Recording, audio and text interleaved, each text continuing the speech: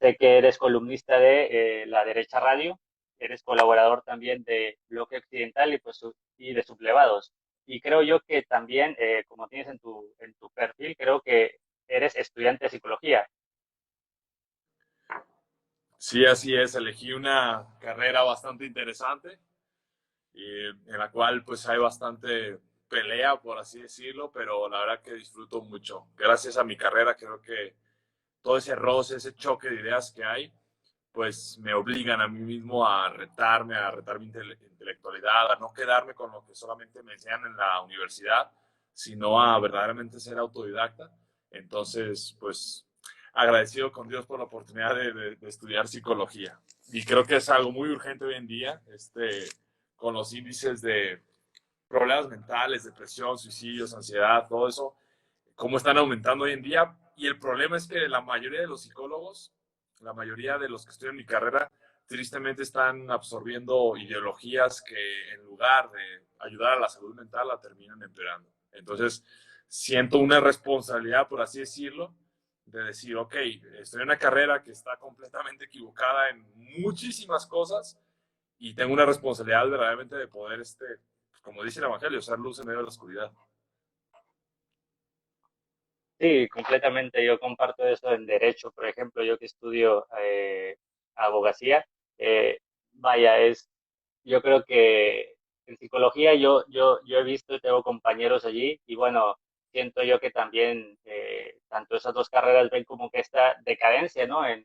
Más que en la intelectualidad, que se podría decir que sí, pero en valores, ¿no? O cómo utilizan el trabajo, o cómo se van desarrollando, o cuál es la función propia, por ejemplo, del enseñarle al alumno algo certero y no algo que ni siquiera conoces, porque a mí en derecho me ha tocado mucho eso, que te enseñan, por ejemplo, cierto pensador o cierta estructura no sé, por así decirlo, en el derecho le llamamos una estructura como jurídica, la cual sabes que no está haciendo una función buena o no está teniendo buenos resultados y aún así tú la estás promoviendo como que es la mejor estructura para un determinado derecho. Y lo que tú dices sobre las ideologías, tocando ese punto, eh, yo veo, por ejemplo, dentro de lo que yo he estado viendo, no es que conozca todo, pero una falta en el sentido ético en donde la persona la toman más como un objeto, es decir, como una persona que es una persona trascendente, perdón, intrascendente, es decir, una persona que va a pasar de largo simplemente. ¿A qué voy con esto?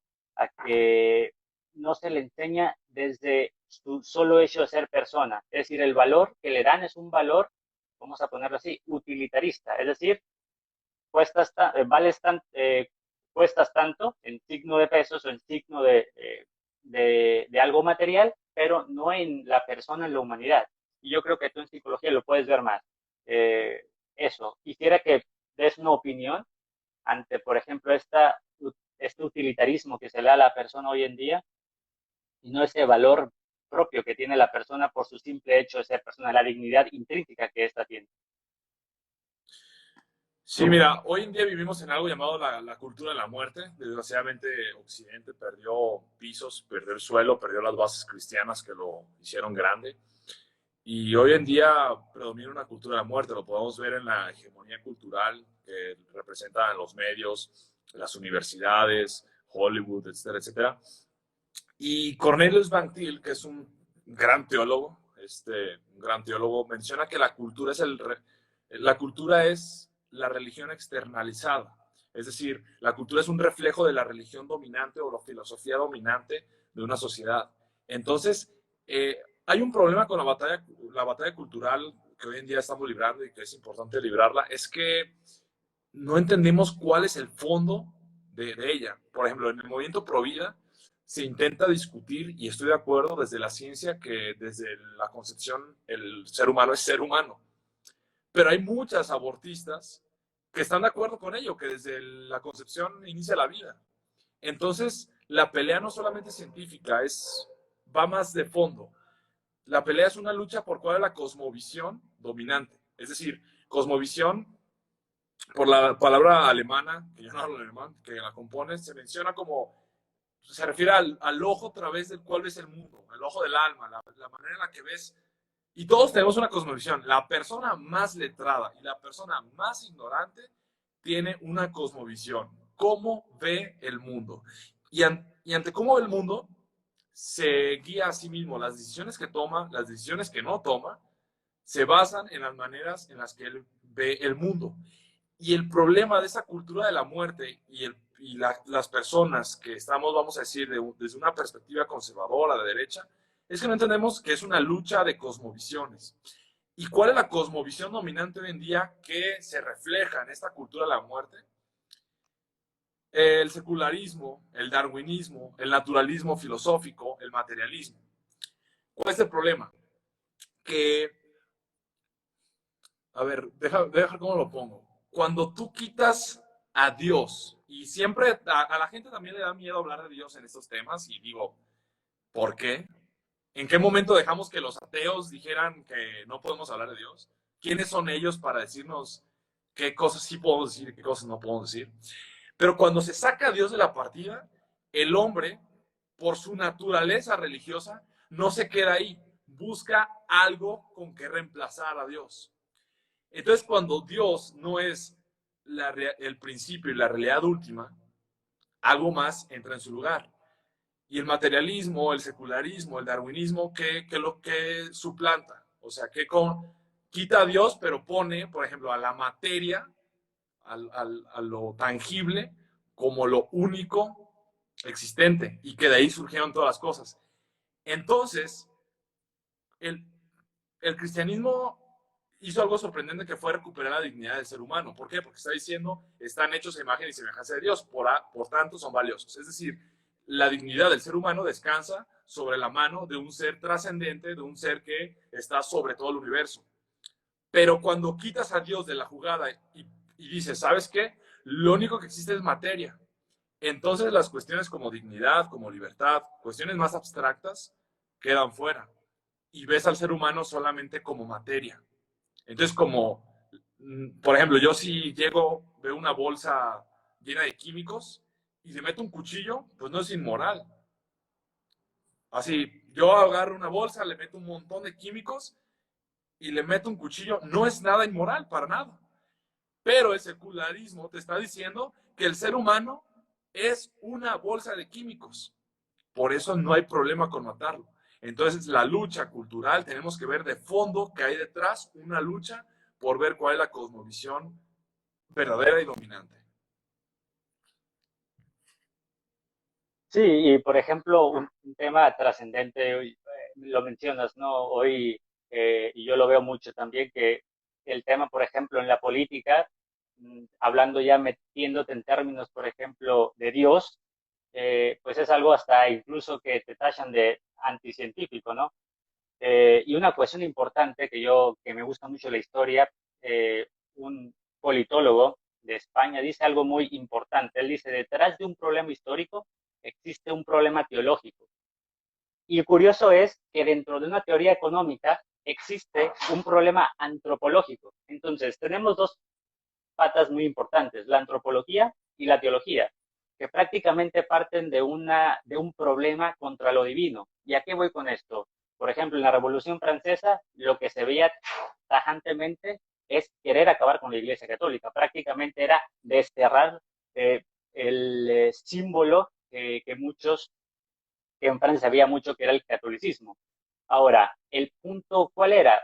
Una de las posturas que tenían los franceses o estas personas que estaban al borde o al mando de la revolución, querían quitar el domingo, por ejemplo. ¿Por qué? Porque el domingo se celebraba el culto divino que eran los católicos, que los católicos celebran, o cualquier religión que tenga otro fin.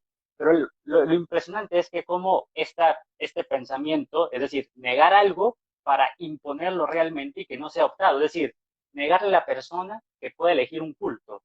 Yo creo que ahí el punto de la política es algo que yo creo que también tendrían que tener en cuenta, porque si lo vemos de un partido filosófico, en el sentido del materialismo, van a tener un error garrafal. ¿Por qué? Porque si tú dices que la persona es pura materia, explíquenme entonces qué es el pensamiento. Es decir, el pensamiento no se ve. Si tú abres el cerebro, tú no vas a ver que estás pensando azul. Vas a ver una reacción, tal vez, que haya en estas neuronas, pero no vas a ver el pensamiento del color azul, no. Incluso dentro de la filosofía, vamos a términos aristotélicos, prácticamente en el tema de la causalidad, es decir, de dónde venimos, parten de un error al decir que somos materialistas, porque entonces el ser en disputa, es decir, la persona misma, parte sí, de la concepción, pero tiene un ser de por sí que lo hace esencia de hombre. Es decir, dentro de la filosofía sería un error garrafal decir que somos materialistas. Ese posmodernismo que propone, por ejemplo, Nietzsche, es algo en estructura de que el hombre no existe, sino que empieza a ser hombre cuando éste empieza a tener este razonamiento, por decirlo así de una manera.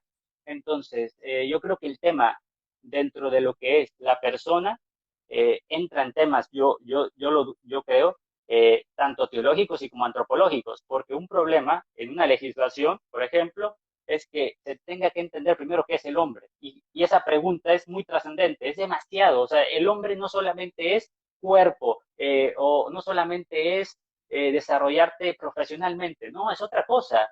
¿Por qué?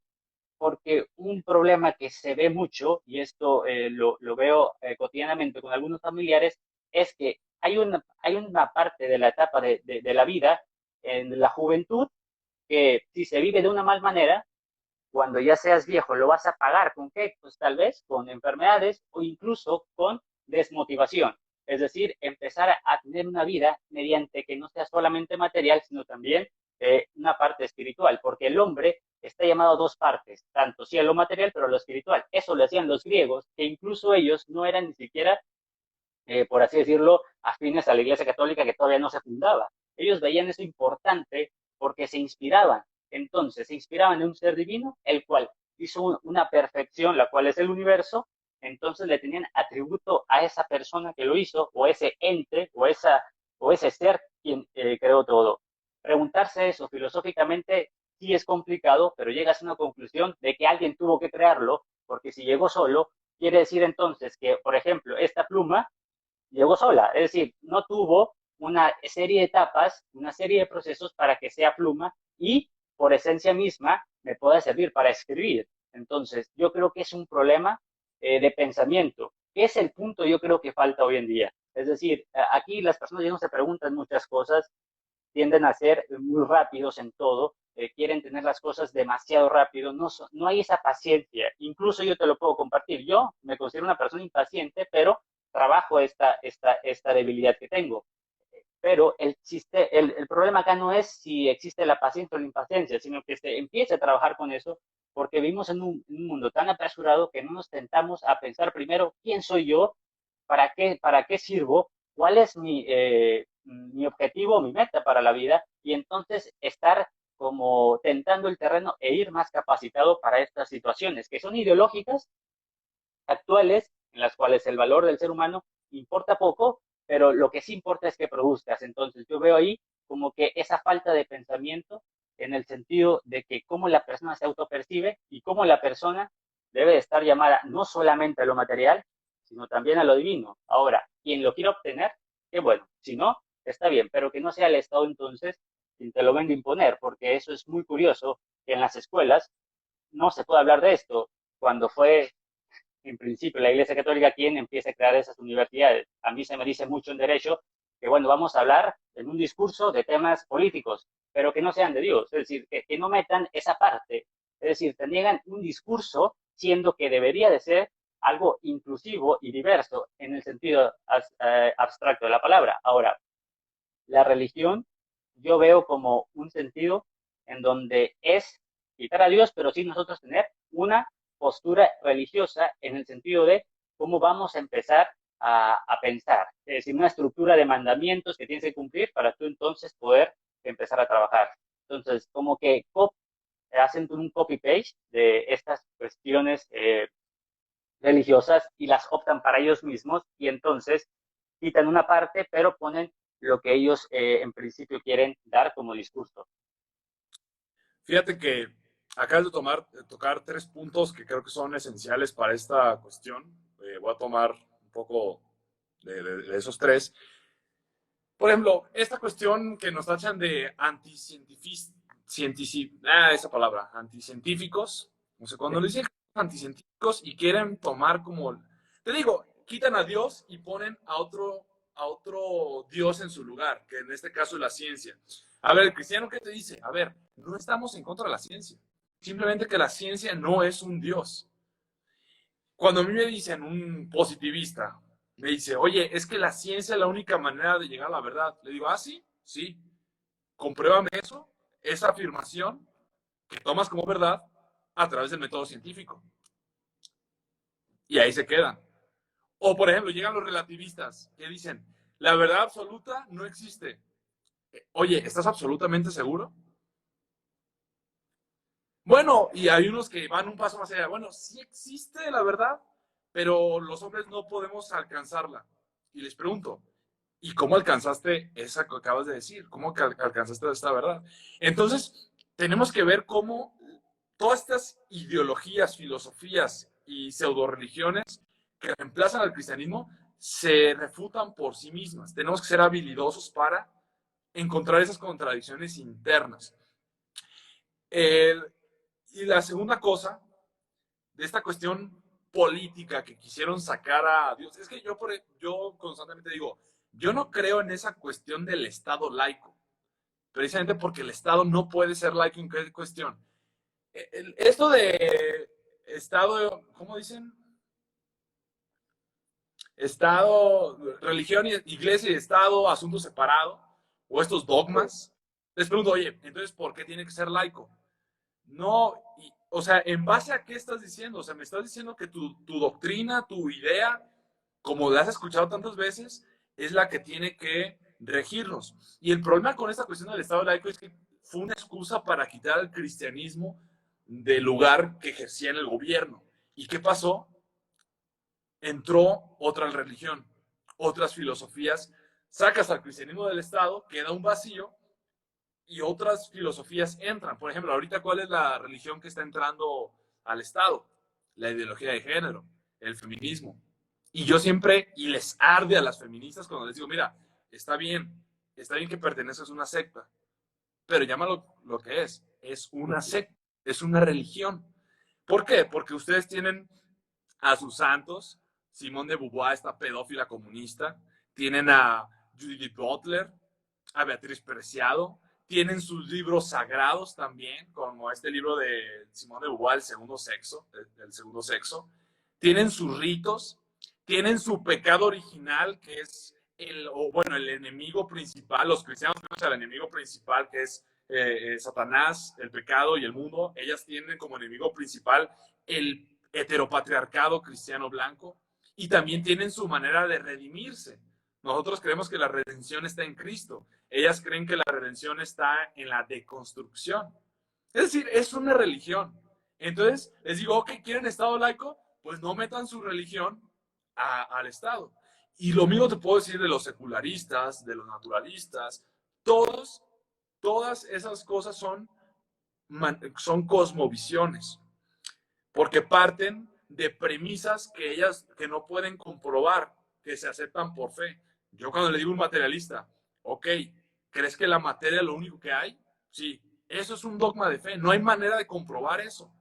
Digo, esta parte es, yo a mí que me encanta hablar con ateos, tengo muchos amigos y se arman buenos los debates. Y el tercer punto que me quiero tocar, de lo que mencionaste, esta cuestión que hablas en tus aulas, en tus clases, que dicen, no, pero no podemos hablar de Dios.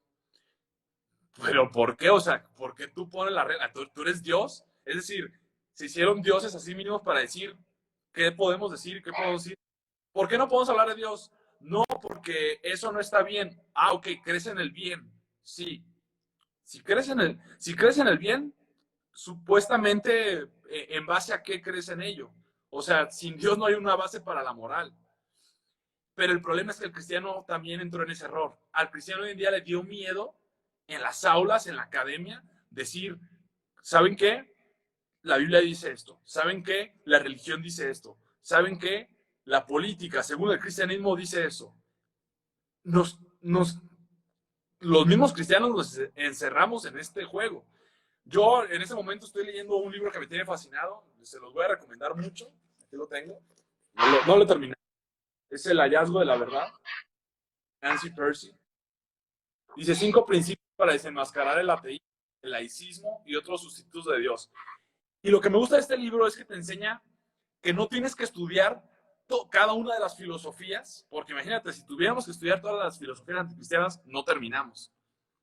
Nos muestra 5 principios de cómo refutar cualquier filosofía anticristiana, aunque sea nueva, porque todas las filosofías hacen lo mismo, reemplazan a Dios por otro ídolo y además se refutan a sí mismos.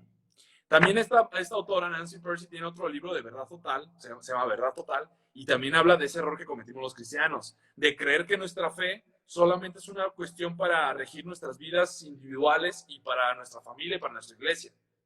O sea, hoy en día ya no hay cristianos que estén dando propuestas cristianas sobre economía, que ya no estén dando propuestas cristianas sobre política, que ya no estén dando propuestas cristianas sobre la sociedad, cómo debe de funcionar la sociedad.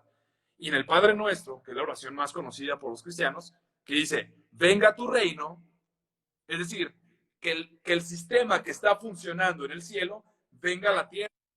Entonces los cristianos, políticos, economistas, todos ellos, los historiadores, los artistas, todos tienen que traer estas verdades de la Biblia a la cuestión práctica. C.S. Lewis menciona que la Biblia te manda a alimentar al hambriento, pero no es un libro de recetas de cocina. Es decir, vamos a decir, un economista tiene que ver qué es lo que comanda la Biblia, por así decirlo, para la sociedad, y él en base a lo que tiene, ver cuáles son los ingredientes para poder hacer este alimento. Entonces, si los cristianos seguimos creyendo que tenemos que jugar con las reglas del rival, con el ateo, por así decirlo, vamos a perder.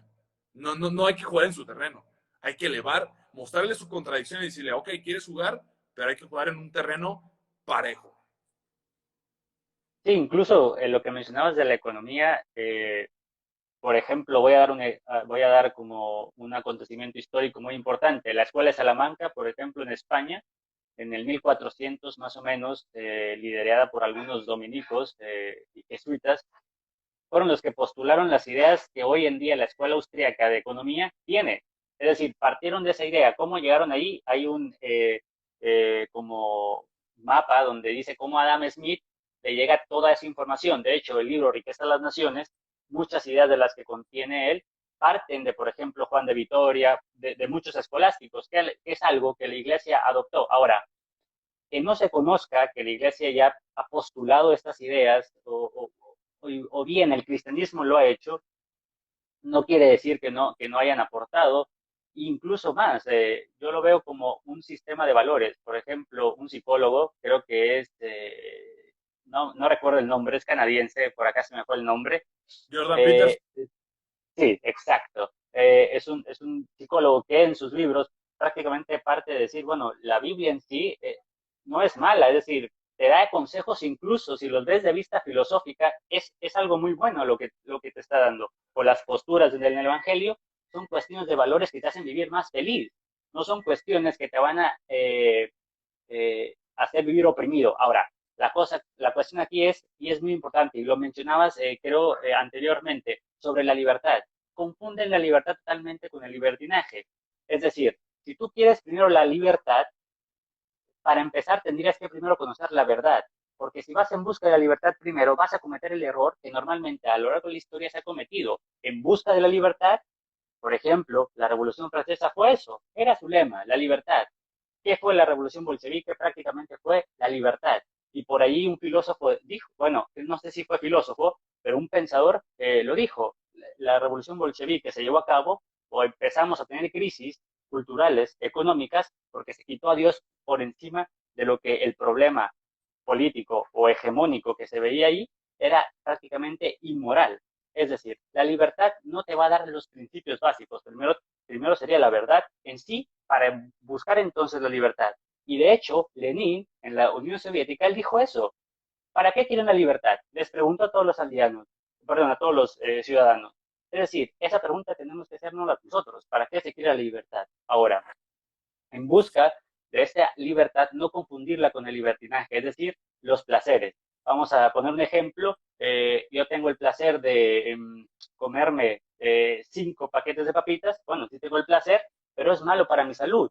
Y eso lo tengo que reconocer porque va a tener consecuencias después si no me cuido. Entonces yo creo que son un sistema, vuelvo a repetirlo, de valores, los cuales se deben primero reflejar para ir en búsqueda de esa libertad, la cual te da una jerarquía, lo que vendría siendo la Biblia, para cuidarte que no vayas, por ejemplo, en el caso del adulterio, no vayas a, contagiarte una enfermedad o incluso un problema social en el sentido de que te cataloguen como una persona que no cumple su palabra, en el sentido del matrimonio, por así decirlo. Es decir, te protege de manera social y de manera saludable, que son los dos puntos, yo creo que a las personas no les gusta. ¿Por qué? Porque quieren vivir en una vida de pasiones. Y curioso es que incluso la cultura china, vámonos a estos samuráis que vivían antes de Cristo, ellos tenían un lema en el cual decían que las pasiones son como el enemigo del hombre. Es decir, las pasiones vendrían siendo como lo que tenemos nosotros que dominar para poder entonces nosotros ser libres. Es decir, vean las pasiones como un enemigo. Y el cristianismo lo ve igual, porque las pasiones son prácticamente efímeras, es decir, momentáneas. Hay demasiados ejemplos de eso y que es decir, si tú las dominas vas a vivir mucho más feliz y mucho más libre y aparte vas a ser más fuerte en cualquier índole, ya sea en lo profesional o en lo familiar. ¿Por qué? Porque entonces vas a empezar a dominarte más en el sentido cuando estás enojado, no vas a explotar y no vas a hacer algo que te puedas arrepentir después. Entonces yo creo que es una jerarquía también de entender lo que viene antes de la libertad y no la libertad entendida como vámonos, vamos a hacer esto porque me lo merezco. Es decir, como yo me merezco hacer cualquier cosa, yo me merezco comer 5 paquetes de papitas, yo me merezco fumar, yo me merezco hacer todo. ¿Por qué? Porque tengo una percepción de lo que yo me esfuerzo para entonces yo otorgarme este placer. Entonces, pensar de esa manera creo que cabe en un individualismo propio y que no se piensa en la comunidad. Ahora, la iglesia, el cristianismo que es la comunidad, como lo decía, por ejemplo, también Tolkien. Es decir, esta comunidad que se tiene que empezar a ver en una estructura de valores mucho más sana, te permite a ti ser más feliz. Fíjate que voy a tomar este ejemplo que acabas de dar sobre la libertad. Te das cuenta cómo también, por ejemplo, el liberalismo, ¿cuál fue el error? También tomó una parte dentro del universo como un Dios, o sea, quitó a Dios del lugar y coloca la libertad como un Dios. Y a ver, que quede claro, yo no estoy en contra de la libertad, al contrario, estoy completamente a favor de la libertad. Solamente que como tú mencionas, no es un fin, la libertad es un medio. No recuerdo ahorita qué autor menciona que la libertad es un gran caballo sobre el cual cabalgar, pero necesita cabalgar hacia cierta dirección. Es decir, necesito, sí, la libertad es buenísima, por algo constantemente la Biblia repite cuestiones sobre la libertad. Conocerán la verdad y la verdad os hará libres. Pero pues ya que estás en la libertad, ya es que estás arriba del caballo, dices, pues ahora dónde voy. O sea, conseguir la libertad para qué. Y el problema, fíjate, todas las cosmovisiones, todas, tienen que responder esas tres preguntas. Y todas las responden o buscan responderlas. Primero, origen. ¿De dónde venimos? ¿Quién nos creó? ¿Por qué estamos aquí? Origen. Dos, caída. ¿Qué salió mal en el camino? ¿Por qué sufrimos? ¿Por qué caímos? ¿Por qué hay injusticia? Tres, redención. ¿Cómo arreglamos ese problema? Por ejemplo, el marxismo menciona que originalmente, digo, son materialistas, entonces creen que todo es materia, que no existe Dios, pero ellos hablan de que antes éramos una sociedad, el comunismo primitivo le llaman, que vivíamos así todos en casas, en familias comunes, es decir, ni siquiera la familia monogámica existía, todos con todos, inclusive padres con hijos, porque no sé dónde sacaron eso. Y todas las cosas las tenían en común, no había propiedad privada. Pero ¿cuál fue la caída? Cuando surge la familia monogámica y la propiedad privada. Entonces la redención, la manera de volver al paraíso es destruir la propiedad privada. ¿Y qué dice el cristianismo? El origen, Dios creó al hombre a su imagen, a su semejanza, perfecto, sin pecado. ¿Cuál fue su problema? Pues que desobedeció a Dios y entra el pecado. ¿Y cuál es la redención? Que está en Cristo. Entonces vemos cómo todos los sistemas, y podría ir con cada sistema de pensamiento a mostrar cuál es su postura del origen, lo del individualismo que ahorita mencionas, con Jean-Jacques Rousseau. Él habla del estado natural del hombre, que el hombre antes era como un ser que vivía solo, como una bestia, un animal que vivía feliz, pero que el problema es que empezó a asociarse con otras personas y se empezó a esclavizar de las tradiciones, de la familia, de la iglesia, y que el Estado, vemos cuál fue el estado origen, el estado natural del hombre, libre, feliz. ¿Cuál fue la caída? Cuando empezó a atar, empezó a tener cadenas con sus tradiciones, con la iglesia, con la familia. Y la redención, según la postura de Rousseau, el liberalismo o el individualismo, es que el Estado nos libere de esas cadenas para volver a ser el individuo libre y feliz que éramos. ¿Qué nos damos en cuenta de esto? Vemos siempre que se repite el mismo patrón. Siempre se repite el mismo patrón. Quitan a Dios de la jugada y ponen a otra cosa, a un ídolo, en su lugar. En su lugar. Y siempre fracasan. Siempre terminan fracasando. Y también mencionas algo importante. O sea, yo cada vez estoy perdiendo más el miedo de hablar de la Biblia para estas cuestiones académicas, porque hay que entender que fue un libro escrito por más de 40 autores, algunos reyes, algunos pescadores, cobradores de impuestos. Es decir, 40 autores en 3 continentes diferentes, en 3 idiomas, y hablan de lo mismo. Yo ahorita que estoy estudiando teología del pacto, me impresiona ver la consistencia, la coherencia de cómo todo, desde el Antiguo hasta el Nuevo Testamento, todo va en un mismo hilo. Yo, bueno, que estudio psicología, veo un montón de autores que vivieron juntos, que hablaron juntos y todos se contradicen. En cambio, qué impresionante es que 40 autores de 3 continentes, de diferentes tiempos, en un lapso de 1500 años, en 3 idiomas, escribieron y con una coherencia que dices, no, es que no puede ser. No puede, esto no pudo haber sido cuestión hecha de hombres. Literalmente estamos hablando de algo que fue inspirado, respirado por Dios. Y si nos da miedo, fíjate, Charles Spurgeon, que fue uno de los mejores predicadores bautistas en la historia, dice, el cristianismo es un león enjaulado, no necesita ser defendido, simplemente liberado. Yo ya no me pongo, antes yo sí me buscaba cómo defender el cristianismo, ya no me interesa, simplemente liberarlo. En la academia decir, ¿saben qué? Ustedes, manga de comunistas, psicólogos, ustedes están mal, la Biblia dice esto, pum, pum, pum, pum, y veo cómo la misma coherencia que tiene la Biblia destruye todos los argumentos. Y un último punto en esta participación es, ¿cuál es el problema también del individualismo y su otro extremo, el colectivismo? La ética aristotélica menciona algo llamado in medio virtus, la virtud está en medio. Es decir, de un extremo tienes al holgazán, flojo, comunista, y del otro extremo tienes al workaholic, al que es adicto al trabajo. ¿Cuál es la virtud? En medio. No ser flojo, no ser un workaholic, un adicto al trabajo, ser alguien trabajador. Por un extremo está el cobarde, el aliado de construir, el cobarde que no se atreve a hacer nada. Y del otro lado, el otro extremo está el temerario estúpido que cree que lo puede hacer todo. ¿Cuál es la postura correcta en medio virtus? Estar en medio. Y ahora, un extremo, el libertario anarcocapitalista, es convertir al mercado y al individuo en un dios, y al otro extremo está el socialista que convierte al Estado y al colectivo en un dios. Y hay que entender que el cristiano cree en algo llamado en un dios trino, que es súper importante entender la Trinidad para entender al humano, porque estamos hechos a imagen y semejanza de Dios. ¿Qué nos enseña la doctrina de la Trinidad? Que es un tema súper profundo, pero en pocas palabras es que tanto el individuo como el colectivo son igualmente reales. La conexión que hay entre el Dios Padre, Dios Hijo y Dios Espíritu Santo es tan estrecha, tan vinculante, tan real, tan esencial, que es un Dios solo. Es decir, y como el humano es un reflejo,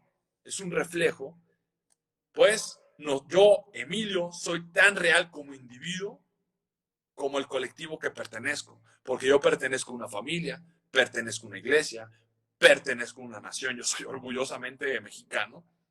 Entonces, no me voy con el extremo colectivista que comete el feminismo, el posmodernismo, el socialismo, pero tampoco me voy al extremo individualista del libertarianismo más extremo, que es el anarcocapitalismo, que creer que el individuo es la realidad última. No, bueno, de hecho, en el punto, por ejemplo, que tomas, partiendo primero del sufrimiento, un punto que me llamó mucho la atención, es que normalmente yo creo que el sufrimiento nos duele mucho. Es decir, no el sentido físico, sino que no queremos evitar el dolor, es decir, queremos evitar un sufrimiento. Voy a poner un ejemplo puntual. Por ejemplo, quien quiere emprender o empezar su negocio, por ejemplo, tendrá que pasar por momentos difíciles, es decir, no todo es felicidad. Va a haber momentos difíciles en donde va a haber crisis, incluso tanto económicas como psicológicas, como emocionales, como profesionales en el sentido de cómo te vaya con los clientes y hasta incluso con tu familia. Pero lo que tendría que hacer entonces es preparar a esa persona para que estos momentos no sean o que lo hagan renunciar o que lo hagan incluso a caer en una enfermedad, es decir, aprender a controlarse en ese sentido. Ahora, el punto del Estado, apelándolo a la justicia, voy a poner este ejemplo que habla sobre las virtudes y sobre los valores. Sócrates, por ejemplo, cuando hablas de la justicia, te toma prácticamente 80 páginas para explicar qué es la pregunta justicia. O sea, él primero se toma la molestia de explicar qué es la pregunta que es justicia y después te da la definición de justicia. Lo curioso es que la justicia se define como lo que yo me merezco, es decir, es darle a la persona lo que se merezca. Esa es la definición puntual. Pero ¿qué hay antes de la definición? Hay una cuestión de valores. Es decir, para que la persona sea justa, tiene que primero educarse, tiene que primero aprender a un oficio, tiene que aprender una, no sé, cuestión de virtudes que lo hagan una persona loable, que tenga honor. Incluso pone hasta un ejemplo de que es importante que la persona haga ejercicio, es decir, que tenga un físico. ¿Por qué? Porque controlando el cuerpo físico y el cuerpo interior va a ser más fuerte. Es decir, da una cuestión de valores importantes que entonces se tiene que entender la justicia no como algo igualitario. Y ahí voy a sonar un poco como que en el discurso que normalmente se escucha, que la justicia tiene que ser igualitaria. La justicia, dice Aristóteles, es discriminatoria. ¿Por qué discriminatoria? Un ejemplo, vamos a poner un ejemplo, yo soy bueno escribiendo y aquí tengo la pluma y ¿para quién debería ser esa pluma? La pluma debería de ser para quien escribe mejor. Y si yo escribo mejor, yo me la merezco. ¿Por qué? Porque practiqué antes y me preparé para escribir. Es un ejemplo muy básico. Igual en el sentido del deporte, una persona cuando va a las Olimpiadas no va una persona que no se lo merezca porque no se haya esforzado. Va la persona que se lo merece porque se ha esforzado. Entonces, la justicia en principio tiene que entenderse como una discriminación, pero no como una discriminación en la cual no haya valores y no haya virtudes y no haya también conductas que vayan a través de ese objetivo que se quiere. Para correr 5 kilómetros tienes que entrenar. Esas competencias que tú vas a ir desarrollando te van a dar esa oportunidad de poder ser el mejor. Entonces, entender la justicia de esta manera es mucho mejor que entenderla simplemente como algo que yo me merezco. No, tienes que esforzarte para ello. Y hoy en día vivimos en un sector donde me merezco algo por el simple hecho de voy a poner ese ejemplo, por el simple hecho de ser mujer, me merezco que me paguen más. O por el simple hecho de ser mujer, no me tienen, y acá es un ejemplo muy duro, pero lo voy a dar, no tengo que sufrir violencia. Es decir, la violencia se sufre tanto el hombre como la mujer. No sé si de igual manera, muchos dicen que no por la cuestión del físico, pero una violencia física tal vez no, pero una mental probablemente sí, porque no solamente existe la violencia física, también la mental. Incluso Foucault lo dice mucho, la microfísica del poder es ese poder el cual no se ocupa un suplicio, es decir, no se ocupa un dolor físico, sino que ya es un dolor distinto, que se le podría decir en el pensamiento o incluso en la conciencia, donde te van prácticamente doliendo o haciendo más débil mentalmente. Pero ese no es el punto. El punto es que la violencia partida desde el punto de vista actual, como una mujer la pueda sufrir, ya siéndose víctima, pide que esta violencia no sea. Pero acá hay otra cuestión muy importante que el derecho la maneja y que la maneja fatalmente, es que hace normas para esto. Entonces, las normas sirven prácticamente para postular alguna conducta. Curioso es que a la mujer no se le protege con la norma, porque cuando la mujer está fuera y la quieren violentar, es decir, la quieren atacar, no la norma no la va a proteger de que la quieren atacar o no, va a ser las habilidades que ella tenga para poder protegerse. Entonces, ¿qué es lo que deberían de hacer? Otorgarle a la mujer habilidades para que en ese momento pueda escapar de ello o incluso evitarla.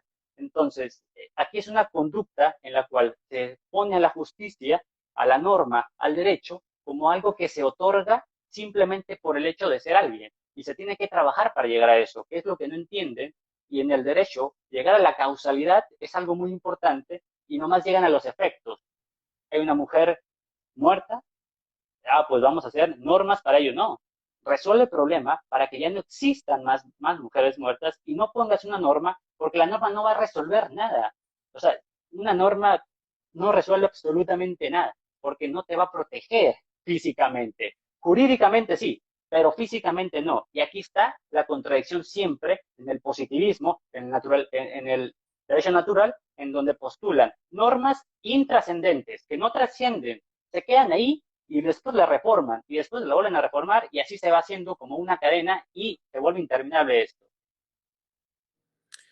Es de que ahorita que mencioné, digo, no lo dijiste explícitamente, pero sí lo vi implícitamente, esta cuestión de la interseccionalidad.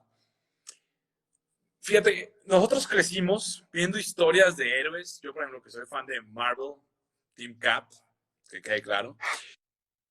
Crecí escuchando leyendo El Señor de los Anillos, las Crónicas de Narnia, y siempre había algo interesante que nos inspiraban los héroes. ¿Y cuál era la función del héroe? De sacar a la víctima de su posición como víctima. Y hoy en día es completamente estúpido que entre más víctima seas, más razón tienes y más derechos tienes. Es decir, yo, por ejemplo, con este discurso de posmodernista, colectivista, también de la nueva izquierda, de cambiar el opresor, que era el burgués, y el oprimido, que era el proletariado, por el heteropatriarcado blanco cristiano como el opresor y las minorías culturalmente oprimidas. Yo, por ejemplo, yo que soy hombre, heterosexual, cristiano, además protestante, además de protestante o presbiteriano ortodoxo. Yo, en este momento, soy un opresor sin haber cometido un crimen en mi vida. O sea, no he cometido un crimen en mi vida que yo recuerde y soy el opresor. En cambio, vamos a decir que llega alguien que es trans, musulmana, lesbiana, oprimide, aliade, indígena, es decir, no sé qué hizo en su vida, pudo haber sido una criminal, pero simplemente porque está en la posición de víctima, tiene más razón que yo y es alguien que nos debe de inspirar. ¿En qué momento perdimos la razón? ¿En qué momento los que inspiran dejaron de ser los seres? Y no estoy diciendo que yo por las cualidades, bueno, no con las cualidades, por estas características que tengo, soy una mejor o peor persona. No, o sea, son mis acciones y mis pensamientos las que me definen como persona, no el colectivo al que pertenezco necesariamente. Igual del otro lado. Aparte es bien interesante porque, por ejemplo, yo tengo un amigo que es indígena y es de derecha, conservador. Ah, no, pero él no cuenta. Por alguna extraña razón, ya, o sea, se les perdió ese discurso de la interseccionalidad. O, por ejemplo, dicen, no, pues como eres hombre no puedes hablar del aborto.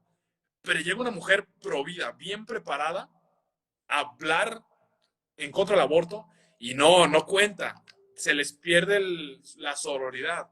Entonces, es una religión, todas estas religiones secularistas, posmodernistas, son hipócritas y estúpidas. Y no me da miedo decirlo, porque eso es lo que son. Y les digo, tienen la libertad de pertenecer a la religión que tengas. Está bien. puedes pertenecer a la secta que te tengas, me tienes sin cuidado, me duele, de hecho me duele que estés tan perdido, pero no quieras imponer, no quieres que yo imponga mi visión sobre ti porque quieres que yo acepte que impongas tu visión sobre mí. Y otra cosa que mencionas, que esta cuestión de la educación, y es un mensaje a los que nos están escuchando, y gracias por escucharnos aquí haciendo catarsis, pero me emociona a veces. Esta es la cuestión del conocimiento. A ver, en el libro de Oseas, Dios dijo algo bien claro. Mi pueblo pereció porque le faltó conocimiento. Es decir, es una cuestión no nomás de que si quieres o no. Señores, hoy en día el conocimiento es una cuestión de vida o muerte. Hay que tener cuidado de no hacer el conocimiento un ídolo, porque a mí me pasa muy constantemente esto, pero el conocimiento es necesario. Y es necesario que cada uno, en lo individual, sean autodidactas, que es algo que me gusta mucho de la congregación en la que pertenezco, que enfatizan mucho esta cuestión de la educación. De hecho, es muy curioso que en casi cada iglesia presbiteriana que hay, dentro de la iglesia hay una escuela. Por ejemplo, en la iglesia que yo pertenezco también hay una escuela, porque entienden el valor de la educación, porque entienden que es una cuestión de vida o muerte. Pero también ha habido un error entre las iglesias, tanto cristianas como protestantes hoy en día, sobre todo en México, que son muy buenas para enseñar qué es el cristianismo, la doctrina de la Trinidad, la redención, los sacramentos, etcétera, etcétera. Somos buenísimos para enseñar eso, pero no estamos enseñando por qué es verdadero. O sea, las iglesias y las familias pueden ser muy buenas en enseñar qué es el cristianismo, pero no enseñar por qué es verdadero. Y es un mandamiento que en 2 de Pedro 3, si no me equivoco, menciona que tenemos que presentar defensa de la esperanza que hay en nosotros a cualquiera que la demande. Eso sí, dice algo que dice que tenemos que hacerlo con mansedumbre y reverencia, que es algo en lo que tengo que trabajar. Pero es un mandamiento que es para todos. De ahí, de esa cuestión de presentar defensa viene la palabra apologética, que es poder defender, que es poder defender lo que creemos con argumentos racionales. Y el problema es que si a los niños y a los adolescentes no les estamos enseñando por qué el cristianismo es la cosmovisión verdadera y más completa en comparación a las otras, cuando llegan a la universidad va a pasar dos cosas. Primero, esta cuestión de la suspicacia, de lo prohibido. ¿Por qué mis papás no hablaron de estos otros temas? Y tenemos una atracción a lo prohibido. Y la segunda cosa es que lo vamos a dejar sin argumentos ante los profesores y los alumnos que abrazan estas ideas. Entonces, tenemos que prepararnos, que educarnos, que leer. Y también las familias, que yo he visto este error garrafal de entregar la educación a las escuelas, a las redes sociales y a más. Los padres dejaron de tomar las riendas de la educación en su casa. No estoy diciendo que hagan homeschool necesariamente, escuela en casa, pero, a ver, Paul Washer, un predicador bautista de Estados Unidos, menciona que, a ver, padres, tu hijo va a pasar 6 horas diarias en la escuela. Y además de la escuela, aprendiendo estas filosofías secularistas, demoníacas, va a pasar tiempo en redes sociales, en la televisión, etcétera, etcétera. ¿Y crees que por llevarlo a la escuela, a la iglesia, una vez a la semana, en donde lo ponen a colorear un arca de Noé, va a poder defenderse ante esas ideas? Y lo dejo para si algún padre de familia lo está viendo, y espero que el día que sea padre yo pueda hacer lo que estoy diciendo, pero no le dejen la educación meramente, no, tampoco le estoy diciendo que lo retiren en el mundo. Yo, como mencioné, a mí, estar en una escuela súper progre, anticristiana, a mí me ha ayudado muchísimo, muchísimo, pero porque por gracia de Dios me interesó desde joven la apologética, defender la fe con argumentos. Entonces, mis profes, esa manga de comunistas, yo sí me ha ayudado a poderme les poner al tú por tú, pero veo otros compañeros que también, pues, cristianoides, católicos, protestantes, de todo tipo, que no se prepararon en cuestiones apologéticas y ahorita se hicieron feministas, aliadas, oprimidas. Y dijeras tú, los veo más felices, más libres, más plenos, así ya mejores. No, los veo resentidos, amargados, deprimidos. Y es culpa, sí, de ellos, pero también de los padres y de las iglesias que no los prepararon a enfrentarse a un mundo académico secularizado. No, es incluso yo por ahí doy como que un argumento en el sentido del conocimiento, es decir, el conocimiento y algo que también es muy común también que pase es que, bueno, el conocimiento simplemente es el leer, ¿no? También es llevar a la experiencia. Tanto Aristóteles ya lo decía, el conocimiento tiene que ser puesto en práctica, si no se queda como si nunca se hubiera conocido. Y un punto, por ejemplo, lo que vendría siendo el cristianismo en general, voy a poner un ejemplo. San Francisco una vez, cuando es uno de mis santos favoritos, él una vez decía, ¿no? Que cuando estaba en la comunidad franciscana, le dijo un hermano suyo, un fraile, le dijo, vamos a predicar, le dijo, tengo ganas de predicar. Y Francisco lo jaló, bueno, vamos al pueblo. Fueron al pueblo, dieron una vuelta por ahí por la plaza y se devolvieron. Cuando llegaron, le preguntó el fraile a Francisco, enojado, oye, pero pensé que íbamos a predicar. Y luego Francisco le dice, bueno, sí predicamos. Y digo, pero ¿cómo? Con el ejemplo. Es decir, decía Francisco, si vamos a predicar, tiene que ser con el ejemplo. Y si se ocupa hablar, se va a hablar. Acá están las dos cuestiones, el saber defender, como tú bien lo mencionas, y el saber actuar también. Y eso es lo más complicado a veces, el saber actuar para mí, porque viene siendo como que poner todo en práctica en este mundo donde tienes todo en contra. Es decir, tú nomás te metes a redes sociales y empieza ya como que esta cuestión de, bueno, vamos a cambiar de idea, vamos a siempre estar pensando en que tiene que ser positivo, porque te encuentras con cada cosa que tú dices, a veces el coraje, a veces como las tentaciones, y es donde tú tienes que trabajar. Ahora ese es el primer punto. El segundo, que yo veo mucho dentro del conocimiento, unándolo a la experiencia, es también saber, por ejemplo, como tú bien dices, formarse. Y el punto de formarse, no solamente, aparte de, como tú bien dices, una vez a la semana, se le enseña a la persona que tiene que defender su fe, pero realmente no se le enseña, porque para enseñar, como por ahí bien dicen muchos padres de la iglesia, incluso intelectuales del conocimiento, tienes que introducirte y conocer la palabra, porque si no conoces la palabra, entonces no la vas a defender, porque si no conoces a quién tú defiendes, es imposible que tú vayas a dar un argumento en el sentido de propio de defender tu creencia y esa constante práctica que tú haces de cual religión que sea. Ahora, en el punto, y volviendo a un ejemplo de la Biblia, Salomón tiene una experiencia con Dios y él le da la espalda. O sea, ahí es cuando yo veo eso, es decir, él vio a Dios y le dio la espalda. Judas estuvo con Jesús y le dio la espalda. Es decir, vemos esas características que aun estando dentro es muy complicado y por ahí yo creo que es como un reto también. ¿Por qué? Porque pones como que esa fe no solamente en el conocimiento, sino también que la experiencia, pero también te haces a la vez una consecuencia de lo que estás haciendo. ¿Por qué esta consecuencia? Porque esta conducta que tú debes de tener tiene que ser consecuencia de algo o de alguien. Si es consecuencia de nada, no te va a servir, no te va a sostener. En el sentido de la creencia de Dios, por ejemplo, te va a sostener. Ahora, eso por un lado. Y ya para dar el último ejemplo, unándolo a lo que comentabas de los héroes, de esta cuestión de estos héroes que ya hoy en día prácticamente vienen siendo héroes que no valen en el sentido de proteger a la persona, sino que darla como víctima tal cual, ahí es donde la iglesia entra, o donde el cristianismo podría entrar,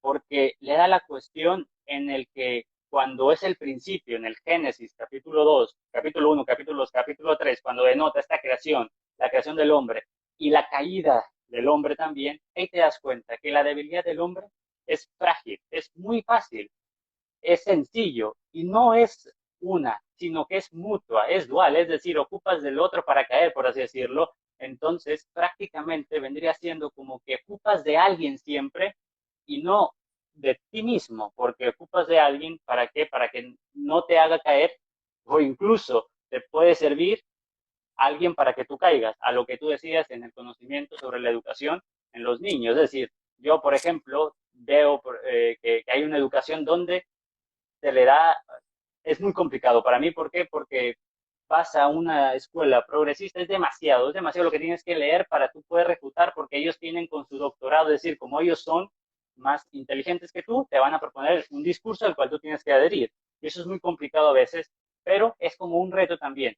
Pero está esa consecuencia de que la persona, en el sentido de que se junta con más personas que son atea, se puede volver atea, aún así que sea cristiana. Y por eso lo digo, por eso doy el ejemplo de Salomón y de Judas. O sea, ¿se puede caer en cualquier momento? Sí. Se tiene que sostener de manera fuerte también, pero para eso se ocupa formación y una experiencia también consecuente de fe, que es tu alrededor. ¿Y cuál es tu alrededor? La familia, que es el punto donde normalmente se le quiere atacar y se le quiere desvalorizar, en el sentido de que la familia no importa, la familia es como la que te oprime, entonces tú te tienes que salir de ahí y es más fácil ir manipulando ese pensamiento que tú podrías tener en un futuro y te vuelven una persona de que dices todo es verdad y nada es mentira.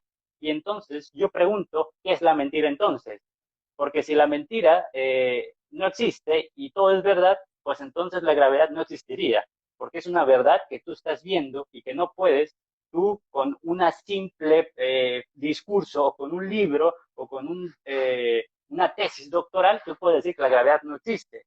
Entonces, hay que entender como que esa cuestión dentro de la educación, donde importa lo intelectual, importa la experiencia, las dos juntas, y es donde el cristianismo prácticamente es fuerte, porque te da esta razón y esta fe, la cual van de la mano y no es tan difícil, perdón, y no es tan fácil destruirla, porque una persona que tenga la razón y la fe, las dos experiencias juntas, yo creo que es mucho más fuerte y se va a fortalecer más consecuentemente en lo que ésta vaya a ser su vida. Fíjate que esta cuestión es bien importante que mencionas. En Juan 4 Jesús dice que Dios está buscando adoradores en espíritu y en verdad. Ahí vemos estas dos partes, la verdad, el conocimiento y la praxis. Y el problema es que a veces nos vamos de un extremo al otro, porque así somos los humanos, tontos somos. Eh, y también esa experiencia también entra en platicar con la gente, conocer sus posturas, conocer las posturas del mundo. En 1 Tesalonicenses 5:21, Pablo de Tarso dice, examínenlo todo, retengan lo bueno. Es decir, el cristiano no se tiene que enjaular en su casa y solamente estudiar la Biblia, que debe de vivir apegado a ella, por supuesto, pero también tiene que entrarle a este mundo de las ideas de examinar todo, examinar todo, examinar todo y ver qué cosas, o sea, qué cosas, porque recordemos, el hombre sigue siendo hecho imagen y semejanza de Dios. Es decir, todavía puede, a pesar de que el pecado distorsionó su razón, aún así puede agarrar algunas cuestiones verdaderas. Entonces, el cristiano tiene la libertad de examinar todas estas filosofías, tomar de ellas cuáles son las verdaderas. Juan Calvino mencionaba que toda verdad es verdad de Dios. Entonces, y eso mismo lo vimos que Pablo lo hizo en la práctica en Hechos 17, cuando él va al aerópago, donde están todos los filósofos, pero también estaban los religiosos, y que el cristiano tiene esta libertad de poder examinar todas las corrientes, todas las filosofías, y poder separar el trigo de la paja. Pero para eso hay que tener un profundo conocimiento teológico que digo, desgraciadamente yo aún no lo tengo, pero gracias a Dios, pues poco a poco ahí vamos, ahí vamos.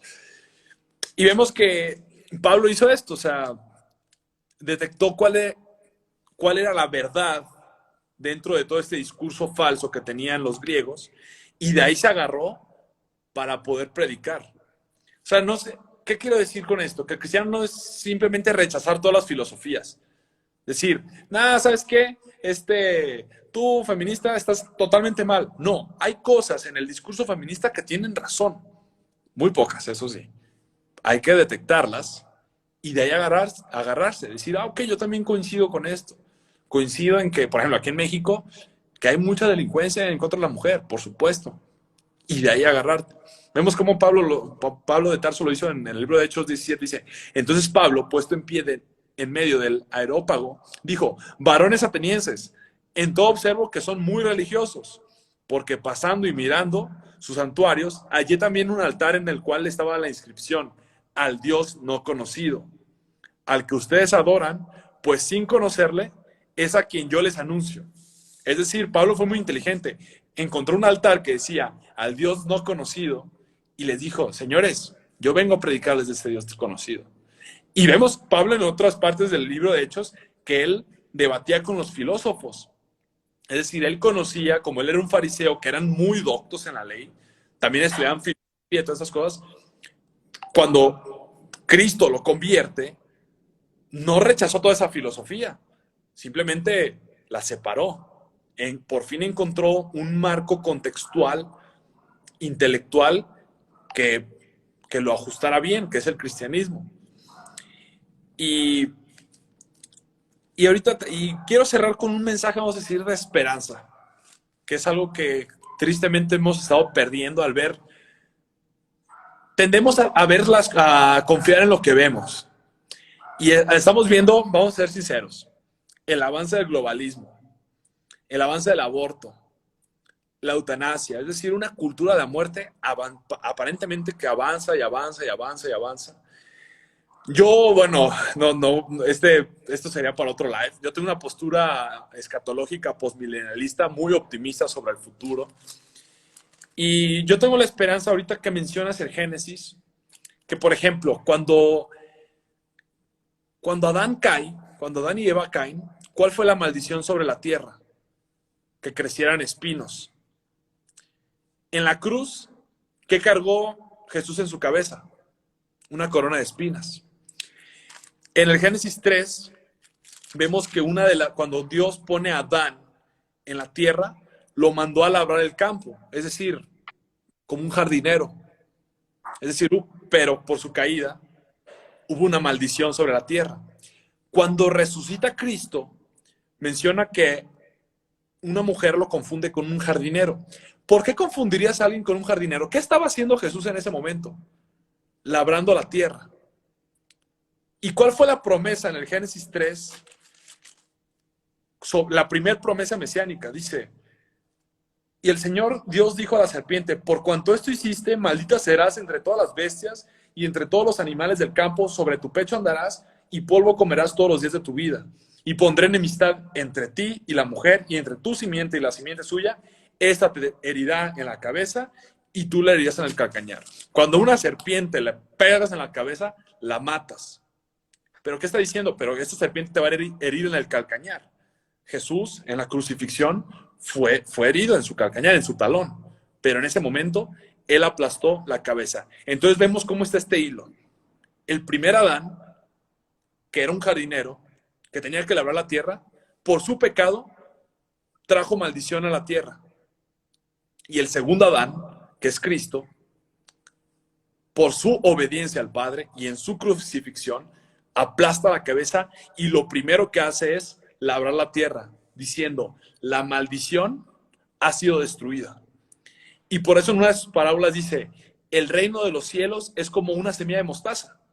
Y una semilla de mostaza no nomás la pones y ¡pum!, crece de golpe, no, lentamente. Y dice que al final es un árbol que cubre toda la tierra. Entonces yo tengo la esperanza de que el cristianismo, como Cristo conquistó la tierra, va a seguir avanzando. Que hay subidas y bajadas, por supuesto. Porque todo el mundo hoy en día dice, no, ya se va a acabar el mundo, ya se va a acabar el mundo. Porque están creyendo en lo que están viendo. Y en la gran comisión, cuando Jesús ve a los 11 discípulos, ya cuando está a punto de ascender, les dice en Mateo 28, toda autoridad me ha sido dada en el cielo y en la tierra. Por tanto, vayan y hagan discípulos a todas las naciones, bautizándolos en el nombre del Padre, del Hijo y del Espíritu Santo, y enseñándolos que obedezcan todo lo que guarden y obedezcan todo lo que les he dicho. Nótese esto, él está diciendo, toda autoridad me ha sido dada no solamente en el cielo, sino en la tierra. Que muchas veces perdemos la noción de que Cristo es rey, no solamente en el cielo, sino en la tierra. Y dice, por tanto, es decir, el vínculo que hay entre su gran comisión es, ¿saben qué? Vayan y hagan discípulos a todas las naciones. No les está diciendo, díganles a ver si quieren creer. No, hagan discípulos a todas las naciones. Y nótese que está diciendo a todas, no está diciendo en todas las naciones. Es decir, yo tengo la esperanza en la promesa de Cristo de que algún día todas las naciones, a través de la predicación del Evangelio, se van a subyugar a Él. Y muchos dicen, oye, ¿cómo puedes pensar en eso? Si ve cómo está todo el mundo, si Estados Unidos y Europa se está alejando del cristianismo, ¿cómo puedes creer en eso? A ver, recuerden algo. ¿A quién le dijo Jesús esta comisión? A 11 discípulos. Algunos pescadores medio mensos, cobrados de impuestos, Tomás que dudaba. De hecho, cuando lees Mateo 28 decía que algunos dudaban ahí. en medio de un imperio romano, en medio de una religión judía ya apóstata. O sea, ¿cuál esperanza había de eso? Y los discípulos nos dijeron, no, pues es que mira, está el imperio romano, Jesús, no podemos. No, ellos confiaron. Toda autoridad le ha sido dada a Cristo. Por tanto, vamos a ir a predicar el evangelio. En medio de la persecución, pum, pum. Después, ¿qué pasó con el imperio romano? Fue cristianizado. Entonces, yo tengo esa esperanza. Cierren, yo quiero cerrar con este mensaje de esperanza. Y esto me da más ánimo a seguir haciendo lo que estoy haciendo. Porque no se basa en lo que estoy viendo, se basa en una promesa que sé que Cristo va a cumplir. Si voy a discipular, si voy a predicar, si voy a patear comunistas, que no lo tengo que hacer, lo estoy haciendo con una promesa detrás de mí. He dicho. No, es magnífico, en serio, como cerraste, yo comparto la idea totalmente, esa esperanza, ¿no? Y nomás ya igual para hacer como que una ejemplificación de todo, yo siempre pienso de esta manera, como acá Tolkien cuando escribe El Hobbit, en la última parte, cuando está hablando Bilbo con Thorin, creo, y que le dice Thorin a Bilbo, ¿no? Que si todos valoraran más el hogar, más las cosas ordinarias, otro mundo sería. Y yo me voy con eso, con lo ordinario. ¿Quiénes fueron los discípulos de Jesús? Fueron pescadores que son personas ordinarias. ¿Qué dice Aristóteles de las personas, de quiénes son los que deberían de realmente llevar un poder de una comunidad? Las personas ordinarias. Es decir, ser ordinario prácticamente parte de una persona que de lo pequeño que hace, como ese granito de mostaza, son realmente cosas grandes. Vivir no en lo extraordinario, sino en lo ordinario, porque es la realidad la cual te va a tocar vivir y no un mundo de fantasías el cual siempre vas a anhelar y nunca vas a tener. Yo creo que hay que empezar por esa cuestión de darle importancia al hogar. Bueno, Emilio, en serio, es un gusto haberte conocido. No, te había, Quiero rescatar una parte importante que acabas de decir, que qué bueno que la mencionas, que la traes a la mesa, la cuestión de lo ordinario. Muchas veces creemos que para traer el reino de Dios tenemos que convertirnos en sacerdotes, pastores, grandes evangelistas, grandes intelectuales, que hay que aspirar a ser grandes intelectuales, por supuesto. Pero en lo ordinario está cuando tú, ama de casa, disciplinas a tus hijos, los alimentas, les enseñas la Biblia, estás trayendo el reino de los cielos. Tú, padre de familia, cuando tu trabajo eres justo, cuando en tu trabajo eres honesto, estás avanzando el reino. Tú, estudiante, cuando te atreves a levantar la voz ante estas mentiras, cuando estudias, estás avanzando el reino. Es decir, no tienes que ser presidente o un gran intelectual, que hay que aspirar a cosas grandes, por supuesto. Pero en esas cosas pequeñas, recordemos cuando Jesús estaba en el templo, que vio una mujer que dio 2 monedas nada más, dijo, porque veía que habían unos ricos que daban un montón de dinero, pero vio una mujer pobre que daba 2 monedas y dijo, ella dio más que todos los demás, porque ella dio todo lo que tenía, dio eso pequeño, pero lo dio con todo. Entonces, en esas acciones ordinarias, vayan y por algo el Padre Nuestro dice, venga a nosotros tu reino. No nomás a mi individual, no nomás en la familia, sino a toda la nación. Pero bueno, no, en muchas serio, gracias por Aaron. Gracias por la invitación y pues hay que seguirle en este rollo. no, en serio, Emilio, es un gusto verte en este espacio. Te comento nomás así brevemente, el programa bueno, en la página que tengo yo aquí en Instagram, la tenemos también en Facebook. Yo no soy el fundador, realmente es Raúl Encinas, es un amigo mío, licenciado en Derecho, quien funda esta organización para dar esta batalla cultural aquí en el estado de Sonora. Y pues sí, es un gusto conocerte. Te cuento, yo no tengo mucho en esto. Yo te conocí a ti en algunos videos ahí por YouTube. Ahí es donde yo empecé como que a ver este pensamiento tuyo que me pareció espectacular realmente y me fortaleció realmente para dar esta batalla también espiritual en el sentido bíblico, porque yo no era muy afín a esto. Siempre como que tenía como que miedo dar esos argumentos, pero ya poco a poco me voy dando cuenta que, bueno, tiran tantas cosas que no sirven, pues vamos a tirar lo que sí sirva realmente.